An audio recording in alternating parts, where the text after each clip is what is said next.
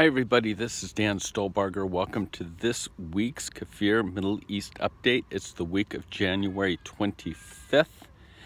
And before I get started, just to alert you that we're going to be in Israel from February 10th through mid-April, which means that our KFIR Middle East updates will only be available as PDF PowerPoints. So let me encourage you to make sure that you go to our website at holygroundexplorations.com in order to access those. Now, I will post them on my Facebook page, Dan Stolebarger, as well as Holy Ground Explorations.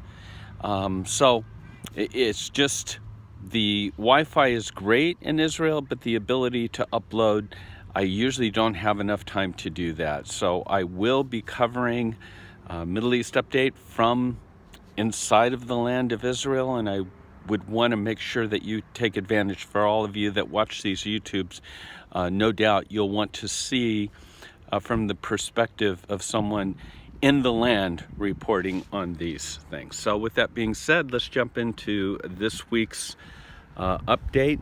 Secretary of State Mike Pompeo has indicated that the Trump administration is going to roll out their anticipated peace plan after the Israeli Knesset elections on April 9th. So the long-awaited reveal is going to take place at this time. Now, it's been a pretty eventful week in Israel. The IDF shot down a Syrian rocket over the heads of skiers on the Golan Heights. This has prompted kind of the old saber rattling back and forth. The Iranian general says that his country is eager to destroy Israel. Iran reportedly is behind the latest escalation, not just with Hezbollah in the north, but also what's just recently been taking place in Gaza. And so, once again, the biggest threat to Israel is not just necessarily the north, but it's a two-front battle.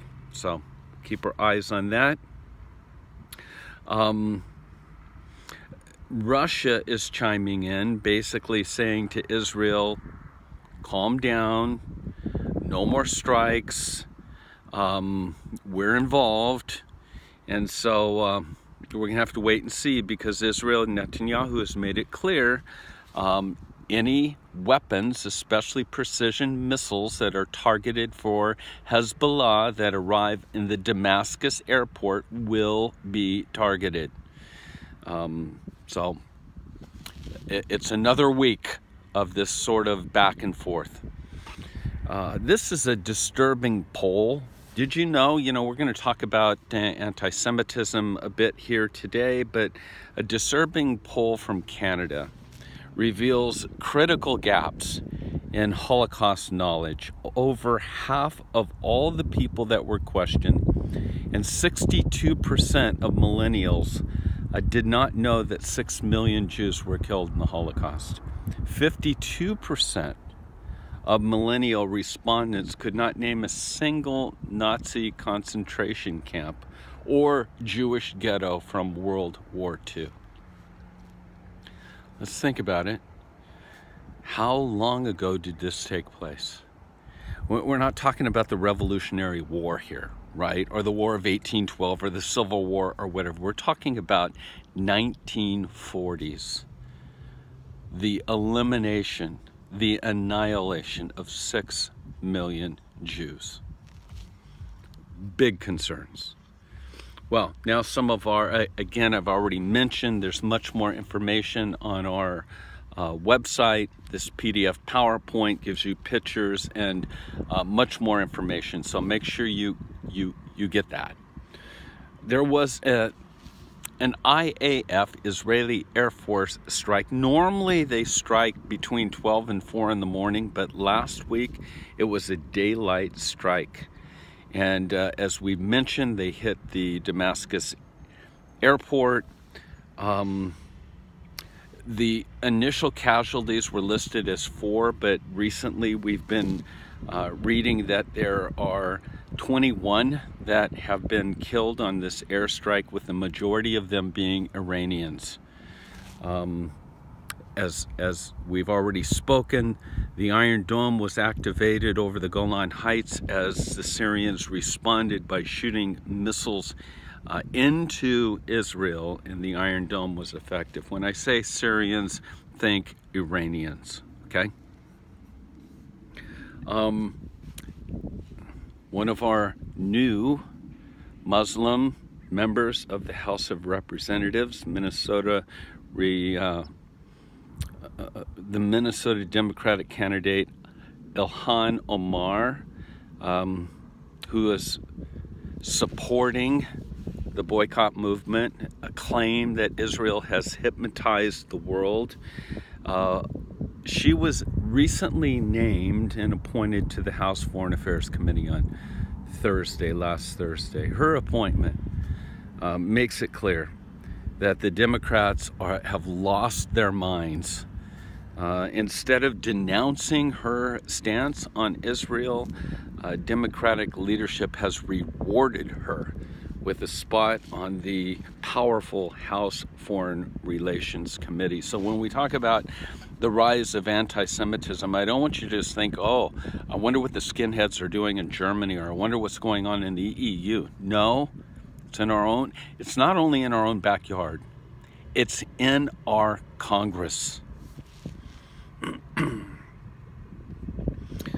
The Syrian Iran thing escalated and brewing. You can read about that. The general of Iran is again making it clear that they're seeking to not just fire rockets, but to eliminate the cancer, to cut the tumorous cancer out of the Middle East that goes by the name of Israel. And of course, Netanyahu is unyielding, saying, you mess with us, you're going to pay for it. So there's an article there on that. And now, in the midst of what's just recently taken place, rockets being launched into the Golan, Syrian state media are reporting that Syria is now threatening rockets to Ben Gurion Airport. They have responded saying, you know what, enough's enough. You're taking out these arms in the Damascus airport. We're going to strike Ben Gurion. And of course, as you know, if anything were to take place at Ben Gurion Airport, it would lead to what we simply would call a major escalation. When my wife brought this to my attention, I would say nothing will quicken the process of making the entirety of Syria a parking lot than them to launch rockets towards Ben Gurion Airport. So that's where the threat is. There's Gaza violence. You can read about that because, again, it's Iran behind all of this, and it's the threat of a multiple front that gives Israel the greatest concern. There's a map here that I had to include. Take a look at it. I simply said it's really that simple. Alan Dershowitz has an article that I think is insightful when it comes to the whole dilemma and parity of the Palestinians. And let me just read the last quote. The Palestinian leadership has always wanted there not to be a Jewish state more than they wanted a Palestinian state. Again, as I often say, it's not the size of Israel that's a concern for the Palestinians. It's simply their existence. You'll see a t-shirt, and I said, what anti-Semitism? One of the most popular t-shirts on Zazzle has now been taken off due to the response to all of this worldwide, but I think the shirt says it all. At least I'm not Jewish. Think about it. And then food for thought. A couple quotes, one from Martin Luther King. We just had the celebration of MLK Day. His quote is, "In the end, we will remember not the words of our enemies, but the silence of our friends." Think about it. And then finally, recall that Hitler was not elected by anti-Semites or because of his anti-Semitism. He was elected as a result of his economic and other policies by people who gave him a pass for his anti-Semitism because they approved his other policies. Well, let me encourage you, if you know anybody that would be interested in getting these reports or our daily psalm reading or our daily Bible study, just have them go to our website, holygroundexplorations.com, and sign up for KFIR, that's Hebrew for Young Lions, free. And it's sent daily, Monday through Friday. Not only do you get the reading schedule, you get comments by members of KFIR, of Holy Ground, and also you get the weekly Middle East update. With that, shalom.